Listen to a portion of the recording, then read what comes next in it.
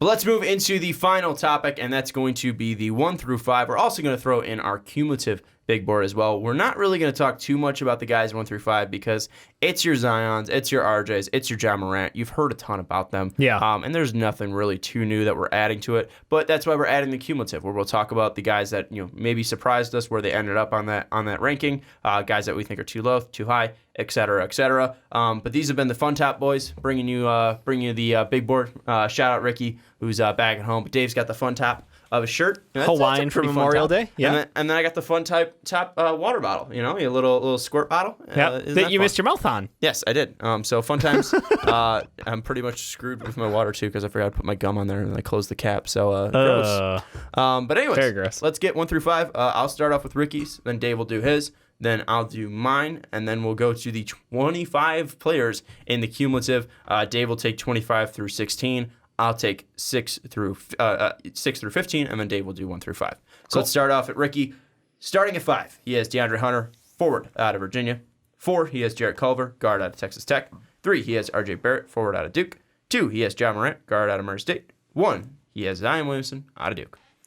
At number 5, I've got Darius Garland, guard out of Vanderbilt. At 4, I've got Jarrett Culver, guard out of Texas Tech. At 3, I've got RJ Barrett, forward out of Duke. Actually, isn't he more a guard? He's a 2-3, whatever. RJ. I always wonder. I'm like, next level, we'll 2-3. see. Yeah. At number 2, I've got my boy Ja Morant. He's a wing. Yeah, just keep it easy. Mm-hmm. I got Ja Morant at number 2, guard out of Murray State. And number 1, surprise to everyone, Zion Williamson. Very shocking. Yep. Let's go through my top 5. DeAndre Hunter, forward out of Virginia. 4, Darius Garland, guard out of Vanderbilt. 3, Ja Morant, guard out of Murray State. Disrespect. 2, RJ Barrett out of Duke. And number 1, Zion Williamson out of Duke. I've said it a million times. It is like pins and needles. I'm just consistent with it, whatever. If you have Ja Morant at 2, you're not wrong. If you have RJ at 2, you're not wrong. If you have RJ at 3, you're not wrong. Whatever. Those guys, I think, are so close that it really doesn't matter in my mind. Yeah. Whatever. I got to ask, I know you said in the cumulative, it doesn't matter. RJ's 2. Not a ton. Or just 2. Before we hit the cumulative, I got one question about your top 5. Yeah. And it's lack of Jarrett Culver. Because I feel like he's a guy who's, like, you talked about work ethic and getting better at the game with Sekou Demboya, and I view Jarrett Culver as, like, one of those guys who just screams, like, Karis LeVert, Jimmy Butler level work ethic to me. Mm-hmm. And, he's a tough defensive 2-guard who can ball handle for you. His 3-point shot's available. It's not amazing under pressure, but, it's just, he's one of those guys where I'm like, man, there's just a lot to like about you. Yeah, I think you are a very positive person. I'm a very negative person. And I look at that NCAA tournament, and I saw recency is trash boy central. That's fair. I think he's hot. He's 7 on my list because of what you said. Yeah, his potentials are there, and you're absolutely right. He's got potential. He grew so much from his freshman or sophomore year. That shows me he has that drive to improve, and he knows where to improve, and he's going to work on it every single way. So that's a huge thing. He's definitely a guy that can grow, but he also tailed off. His talent kind of not lessened. He peaked. Yeah, he peaked early, and I think that was the thing too. I think the biggest skill that he has is his defense, and that's something that's going to definitely transfer over. But I don't know what he is offensively. I don't know if he's going to be a great ball handler. He might be a decent ball handler. He might be able to run some sets for you, but I don't think he's going to ever be the guy averaging more than like 4 or 5 assists a game for you. I think he might get some just naturally off of fast breaks and stuff like that. Yeah. Especially with the havoc that he can create defensively. However, I don't know if he's ever going to be a guy that can be running off a pick and roll and trying to distribute to a guy. He might be running off pick and rolls and trying to set up for himself, but I don't know if he's ever going to be running a pick and roll as a primary ball handler or not, just a guy that's trying to get a screen to get some space. Yeah. And you look at the tournament, and God, it was awful. It did not end well. The game against Virginia, where you're going up against next level defenders like DeAndre Hunter, he got shut down, and he did not look creative at all. He did not look like he can gain space at all for himself. He looked like he was just rushing up shots. He doesn't look like he's a guy that can just come up the floor and shoot. And not being able to do that in college, how the hell are you going to be able to do it in the NBA? And I don't think he's ever going to be like Jimmy Butler, going last second, right wing against Charlotte, throwing up a shot and hitting a 3. Jimmy Butler is next level clutch. And I don't know if Jarrett Culver is that. And I don't know if Jarrett Culver is a guy that can just go and work like Jimmy Butler can in a game offensively and defensively. Yeah. Defensively, I think he can, but I don't think he's ever going to be a guy that, like Jimmy is putting up 37 in a game, going to the line 20 times a night. I don't think he can ever be that guy. And I would love to be wrong about it, but no, that's fair. I mean, and Jimmy did have don't- the JUCO story. Like he had an awesome way to get into the league. So. And another thing too is Jimmy was put in such a good position because as much shit as we want to give Tom Thibodeau for playing his guys so much, good Lord, yeah. What a guy to have as Jimmy's coach, because Jimmy is a guy that always wants to be pushed, and Tom Thibodeau is a hard ass. He will. It's like it was the ultimate combo of like, I want my guys to work hard, and Jimmy's like, I will work harder than everyone here. That's the thing is like you literally got a drill sergeant. They fed off each other, and that's what Jimmy wanted. Jimmy wanted a drill sergeant. He got a drill sergeant, and that's why Jimmy Butler worked his ass off into where he was, and he gained confidence because of it. And that's the thing is like if Jarrett Culver gains confidence and is gonna work his ass off like Jimmy Butler's, hell yeah, he could be a great player in the NBA. I'm not putting a top on his potential, but I look at what Culver did in the tournament, and I'm taking out that Northern Kentucky game. If you want to keep it in, keep it in. But you're going up against guys that are not top level teams. Yep. But you're going up against teams like Buffalo, Michigan, Gonzaga, Michigan State, Virginia. All those teams back to back to back. That's going to be like an NBA schedule, back to back to back to back games. We're going up against them, and you put up 16.4 points per game. That's fine. But 3.6 assists to 3 turnovers. Yikes. You look at the shooting percentage, 15% from 3. Yikes. Decent from the line still, 75.9%, which is good. But there was no spacing there. Shot 31% from the field. That is extremely worrying to me. And those were when he was getting the most shots throughout the season. 17, 19, 19, 12, and 22. And you go up and put 31.5% from the field. He was not getting space. He was not creating space. He was not able to shoot with pressure in his face. And I worry about his offensive potential, and I don't think it's really there. Yeah, it's lacking. There and are if question he works marks. his He's ass not a off, then one. great. I'll just say like I don't have him as a top end. He's not my one, but like, And that's what I always thought. That was my biggest complaint about Jimmy Butler. Yep. Was I didn't think he was a 1. And now look at it. He's a closer, but he's not the one. And it's that's the working, thing. and it worked out fairly well for them. There were other issues on that 76ers team, but like Jimmy Butler being able to lock people down defensively and contribute as a secondary person or a third even if need be. But then when it comes down time to get shit done, like he just flips a switch and he is there and he is clutch, like you said. So like I think a role like that would be ideal. I think Karis LeVert, we saw him kind of be a 1 prior to his injury, and then when he came back, he had to learn to play alongside D'Angelo Russell being the number 1 on that team. So it'll be interesting to see. I think Jarrett would, we've been mocking him, anywhere from like the Hawks around basically before. So I think that for him, team fit's going to be interesting. But yeah, I can't see him being a number 1 at the NBA level, at least not in the first couple of years. He needs a lot of time to work on his situational shooting and his shot selection as well on top of that. But that was really my only thing out of that the top 5. I feel like like you said, we've kind of run it into the ground almost. Yeah, and the other guy we're going to talk about is Garland, just because obviously his injury limited his potential and limited his showing at Vanderbilt. Right. But my God, is this kid just, the more I watch of him, the more I dig into him. He just screams an NBA guard to me, like a guy who can come in and put up 21 points. And that's one thing that the reason why I have him at 4 is just because I don't know if anyone else in this draft besides RJ and Zion could do that. I don't think Ja can be a 20-plus scorer in the league. I think maybe he reaches it if he works hard enough. I'm not putting that cap on him. That's fair. But like guys that I would put money on it, and if I had to give you a 3-guy parlay, Zion, RJ, and Garland are my guys that can put up over 20 a game. Yeah. I think, John Morant could still put up like 19 and 10. Like I think he's going to be a very effective offensive player. But I don't know if he's going to take enough shots to be a 20-point scorer. Fair or enough. Garland, dude can shoot from the outside. Yeah. He'll rack up a ton if he's shooting five threes a night. And I think he's going to be able to be a guy who can wreak havoc offensively, pretty much. And that's why I have him high. If people think it's too high, whatever. But it lines up with screaming NBA guard. It definitely lines up, and just like you said, the need for a guard to be able to shoot a 3 right now is unparamount. Like if you can't shoot a 3 as a guard, you basically shouldn't even be playing guard. Looking at you, Ben Simmons. Sorry, Jake, just giving you a Looking at you, 6'10" Ben Simmons guard. Yep. I get it. And Darius Garland's 6'2", and that's on a good day, I feel. When it comes down to it, I love his ability to create his own shot, though. Like that, being able to make your own shot, and then if you need to come off ball and make shots, that's what's key. And especially when, the number one team rumored and being interested in you is the Lakers, sort of rings true, So that draft position lines up with our big board. Sometimes it works out that way, sometimes it doesn't. Yeah.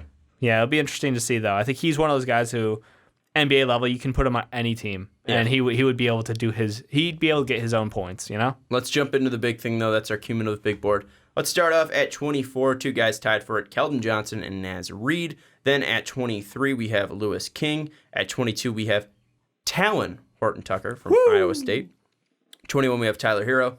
At 20, we have Jackson Hayes out of Texas. At 19, we have Nicky Alexander Walker from Virginia Tech. At 18, we have KZ Okpala. At 17, we have PJ Washington. And at 16, we have Nasir Little from UNC. Yep. At number 15, we've got Rui Hachimura. At number 14, we've got Romeo Langford out of Indiana. Him and Kevin Porter are tied for 13. Also tied at 13. I'm sorry, reading numbers is hard. Also at number 13, it's Kevin Porter Jr., like Sean just said. At number 12, we've got Brandon Clark. At number 11, we've got Goga Batazde. At number 10, we have Kobe White. At number 9, tied for number 8. There you go. We've got Sekou Demboya. Also tied for number 8, we've got Cam Reddish. At number 7, it's Bol Bol. And at 6, it's it's DeAndre Hunter. It's DeAndre Hunter. It's really hard for me right now. At 5, we have Darius Garland. At 4, we have Jarrett Culver. 3, we have RJ Barrett. 2, we have John Morant.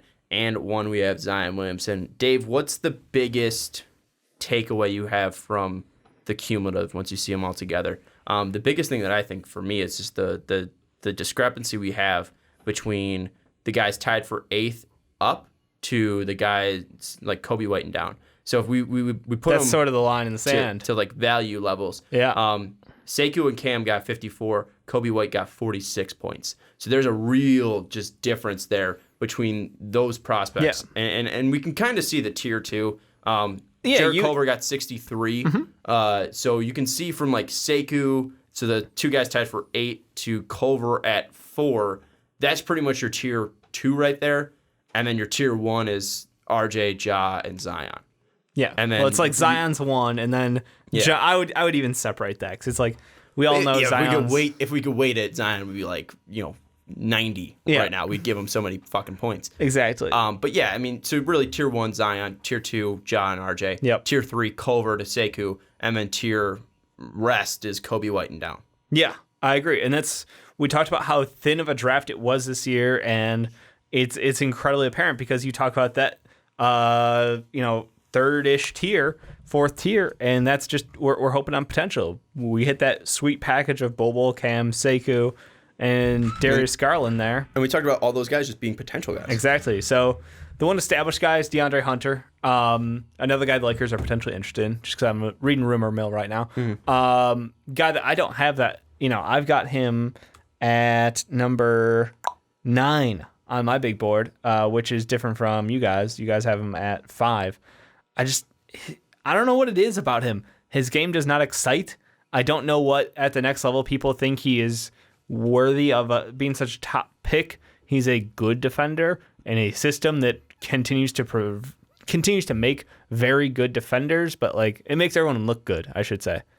And I wonder at the NBA level, if you're not able, and to my ability, I haven't seen him be an elite, have an elite ability to create his own shot. So you might need to depend on others. You might be a catch and shoot guy earlier in your career, but you're already older, and I'm not super excited about that. And I think everybody else has higher potential than you, and I value potential over that right now. But I guess if you are a team like the Lakers, I could see the need for somebody who can just slap him on the court, and you don't have to be concerned about him making dumb mistakes. Yeah, that's the biggest thing for me. It's just we talk about the lack of excitement, which is true. But I think Hunter, he showed me enough offensively, especially in the tournament, that he can be an NBA He had a takeover, yeah. And defensively, he's there. So it's just he's a solid player. And that's the thing is, I don't know if you could find a more solid player in the draft than him. Probably not. You have guys that are really great and really talented, like Zion, Ja, and RJ. But even then, there's questions about him. Like Zion, what's his position? Can he stay healthy? And obviously we question about his landings and takeoffs and all that stuff. we worry Terrifies about his ability to stay healthy. Yep. John Morant, is he big enough? That's a big question about him. He's played against NBA level talent? Nope, not yet. Yeah, and can he be a good enough offensive player scoring wise? Because he could pass the ball, but scoring, can he be next level? I just talked about it. Like I wouldn't bet on him scoring 20 points in his career. And then RJ, a game in his career. Yeah, just asterisk that. Is he a chucker? Yeah. And what shot selection is what elite level is he when it comes to offensive play? Where DeAndre Hunter, I know he's going to step in. He's going to be a good offensive player. He's going to be a good defensive player. Yep. He's going to be a solid player. There's no way he's going to. Yep. If he busts, like I'm not betting anything, shocked. But I'd shave my head. Yeah. Like but like it's I'd like do asking, some weird things. It's like asking, would you take, Robert Covington in his current state at the number 5 pick in the draft? What draft? This year, thank you, because that's my point. I think that's what, like, this year has changed my opinion. Like, I guess it's the first time in the years that we've been doing it, for MVP, where it's like we're paying so much attention to the draft and the quality of the draft every year, and this year's draft is just so top heavy, and then it just falls off the earth, like you can see in our mock, and it's just like, damn, if you're not taking a swing at some guy with potential, you're going to get a guy who, at his best, is a 3-and-D wing, but with the number 5, 6, 7 pick in the draft, that seems a little sketchy. But then the thing is, like, it's so... Right? Value? Yeah, it seems like guys have so much high bust potential. It's like, well, at 7, don't you want to get a value out of that spot? Yeah. So that's the do thing. You have the... I think the one wild card in that is, like, GMs who have the ability to take a swing and a miss. Yeah. If you've got a newer GM in there... Or Atlanta can take a swing. Atlanta can absolutely swing and miss. They've got 2 picks. They've got a great situation going, and they've got a great core built already. But you've got other guys who are closer to a hot seat. We wish to God Garpax was on a hot seat. Invincible. They're both invincible. But their way out could be like, oh, it's a bad draft. Yeah. Would you want That's us the to thing. Take a swing on somebody. I will always, not always, I will, in the majority of cases, have the opinion that it's like, look, potential pays off more often than it doesn't. And value-wise, if you tell me I'm going to get Robert Covington at 5, how happy are you going to be? Yeah. And that's my concern. It's not a bad thing. He's an excellent player. I love Robert Covington. The dude's fucking the OG process, success story. But I don't know that if I look in a draft class, looking back at past draft classes and seeing, who goes in the top 10, you see your fair share. You see a lot of busts, actually. But you also, see, like, would you be excited about him going there? Not really. Yeah. And that was one guy that you kind of had underrated, and that was something that we were looking at, is like, what guys, who had who pretty low. You had him at 9, and yeah. I think you guys had him at 5. Top 5s. Yeah, so that was one guy that was underrated. Another guy that was underrated was by me, Hachimura. I had him at 22, and you guys had him at 11 and 11. You both had him at 11, so I had him 9 spots below you guys. And you talk about, obviously DeAndre Hunter being kind of flavorless, where Hachimura is pretty interesting. He is. Being Japanese-born, we rarely see those players, if ever, make it to the NBA. So that's a first right there. That's definitely exciting and definitely a milestone that he should be proud of.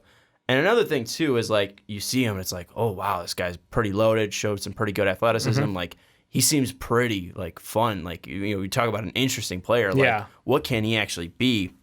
But I feel like we get caught up in that a little bit too much. And I don't know if he has just an NBA, like, ability to take it at guys and really destroy people.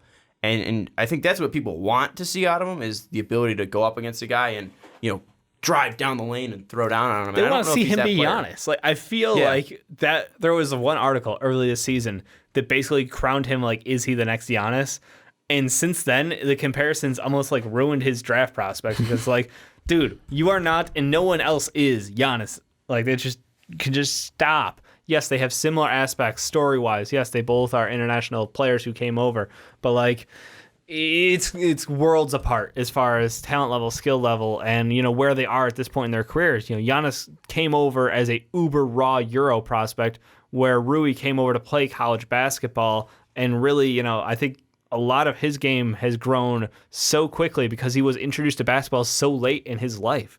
And that's the thing people are oozing about the upside for him. They're like, even though he's older, but like think about, Giannis's growth arc and how he was most improved player 3 years in a row, basically, unofficially. Yeah. And that's the thing, is like, how good could this guy be if he continues to grow at this rate?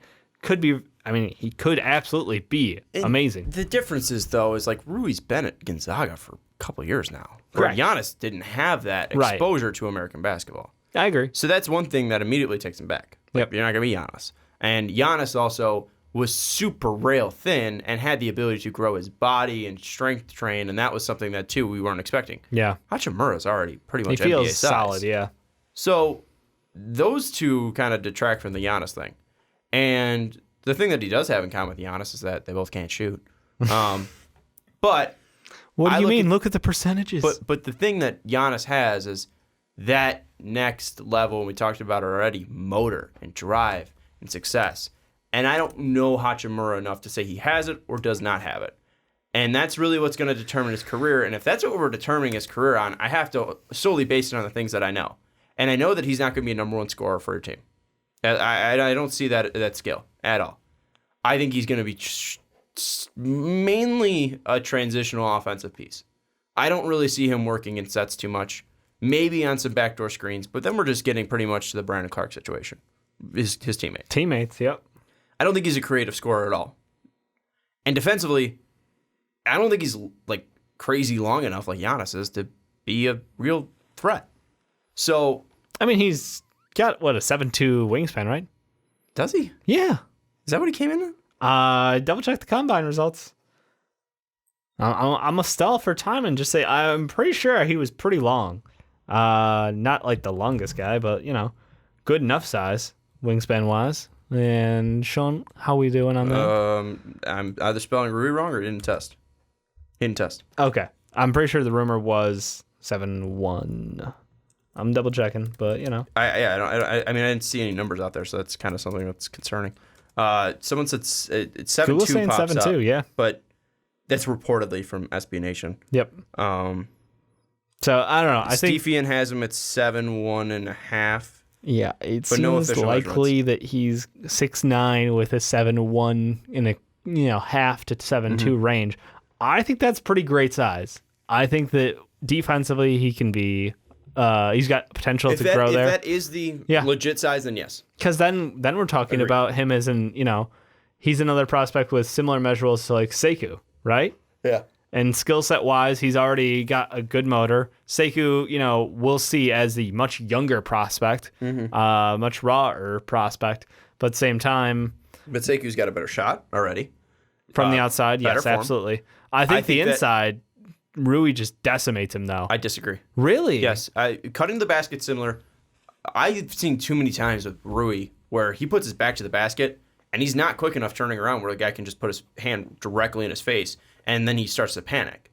I don't think Rui is a guy that deals with pressure well enough in the NBA to be a guy that can rise over shots. And hey, maybe Sekou isn't either, but he's got 3 years on him to develop that. Yeah. So that's the thing is like, it's not even close. I think Rui's got a good face-up game. I think inside face-up game, yes. Yeah, Rui's face-up. Post-up game, no. Okay. His post-up game's too slow. We'll have to see. I'm a different opinion, but there's nothing I can say. I saw at him, especially the Texas Tech game, too fucking slow from a post-up standpoint. I think his face-up working inside the arc is excellent, and as seen by his numbers, is excellent and efficient. But I think Sekou could be that similar efficiency, especially when he reaches the age that Rui was at. But with the addition of the outside shot. Yes. Okay. And I think... And that's shown on our boards. I mean, it's just yours. You have him so much lower, and that's where I'm like, is it just the age in combination with the lack of an outside shot? If we compare him to P.J. Washington. Yeah. You have P.J. lower than Rui. Right. I have PJ obviously higher. I think that they're going to play the same position. PJ seems stronger to me. Looks stronger. Looks like a brick shit house. Has a very sweet stroke. Has shown that motor to grow and stick with it. He was, you look at what he was. Yeah. A guy freshman year did not play at all and then worked his ass off to be the guy for Kentucky. Yep. And I think that they can be similar defenders. So automatically, I look at offensively, I think that he's a better driver. I think he's got a great pull-up shot, driving to the bucket and in a mid-range spot. And he's a great outside shooter. He's a great post-up player as well. Great's a strong word. All right. He's better. He's better than Hachimura posting up. Fair enough. I agree to that. But I will add in the fact that where I see Rui as more of a number 2 scorer on a team, I think PJ is more of a complimentary 4 scorer. Like he is like not an early option. I think the corner 3 for him has been the best thing for him going back to college for that second year. That corner 3 has paid for itself. Like he put in the work in the gym, and I will give him all the credit in the world for that, because adding that to his game has made him, top 20 draft worthy. Absolutely. But I look at Rui and I see a guy who just ball in his hands is dangerous. He likes to drive. He likes to face up and score. People, want to give him the opportunity to do that. And I think that he has that like number 2 option on a team kind of potential as a scorer. So I think the upside's higher with Rui in my mind. I see PJ, and I know we hate capping players, but like I see PJ being, 3rd, 4th option on a team, putting up 11 points a game. And I disagree with you. I just think that you look at the numbers, especially usage rate.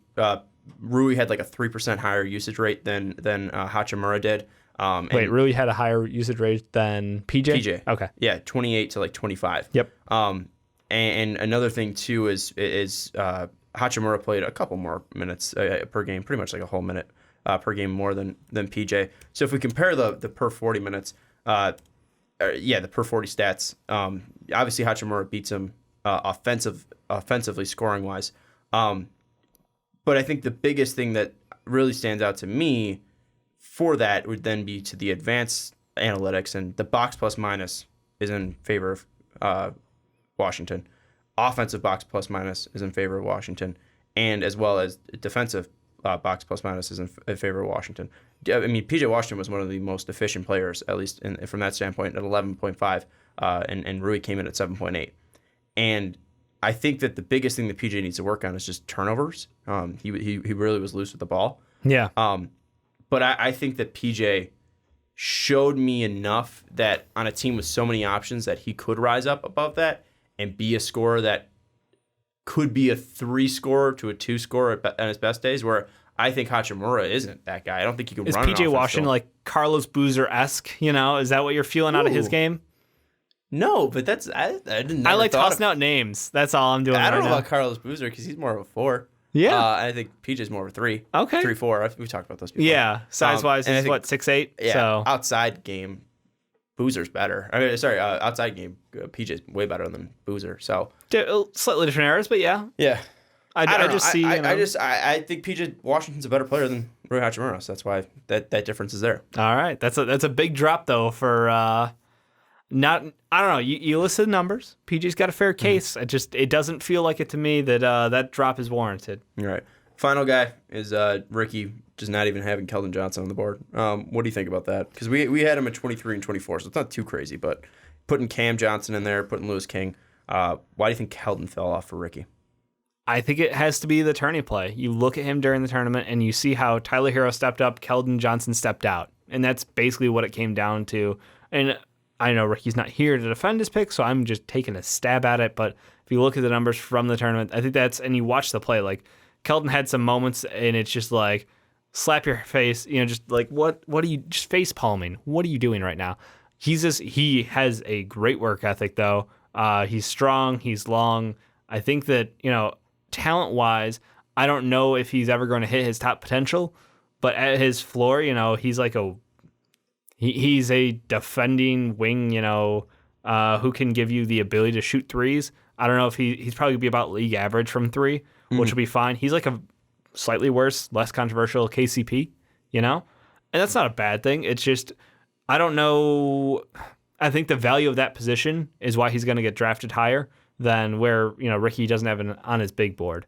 But we saw Tyler Hero really step up. We saw PJ Washington step up in the tourney, and I think Keldon kind of took a back seat where during the regular season, Keldon had been the guy for the majority of that season. Final thoughts, Dave, on the whole big board? This has been a fun couple minutes with the fun top boys. Yeah. I think we're not too far off, I'll be honest. Like our cumulative, I'm feeling pretty good about it. I wonder how much is going to change, looking back on this in a couple of years and seeing where these guys end up at. I'd love to have like a long overdue. Yeah. We'll do that during the off season for probably the the older drafts. Absolutely. I think the thing though is if it feels weird being the one that brings the heat, Ricky's usually the one that brings the heat. Yep. He felt pretty vanilla on his big He board. did. It was kind of weird. Anyways, let us know your thoughts on our big board, the cumulative, the personals as well. That was our 1 through 5 on our cumulative big board. We'd love to hear your thoughts down in the comments below. We want to thank Matt for joining us on the hotline. If you want to become a patron like Matt, check out patreon.com/mostofitpodcast. Also, Friday, looks like Friday, like 7, probably 7:30, 7, 8 maybe. We'll be on twitch.tv/mostofitpodcast with our live mock draft. We'll obviously flesh out more details. Check twitter.com/mostofitpod for the full details. Also subscribe to us on twitch.tv/mostofitpodcast to make sure you do not miss it. But we're looking at Friday around 8. Yep. With my work schedule. But you guys are, I'm guessing, off. So definitely check that out. It's going to be a fun time. It was a fun time last year. And we're going to have trades in that one, so Ricky can finally trade all the picks that he wants to. So it's going to be a good time. Thank you so much for listening to the Primetime Podcast. Ricky will be back soon. For Dave Oster, I'm Sean Anderson. Thank you to Matt, our patron. We will see you next time.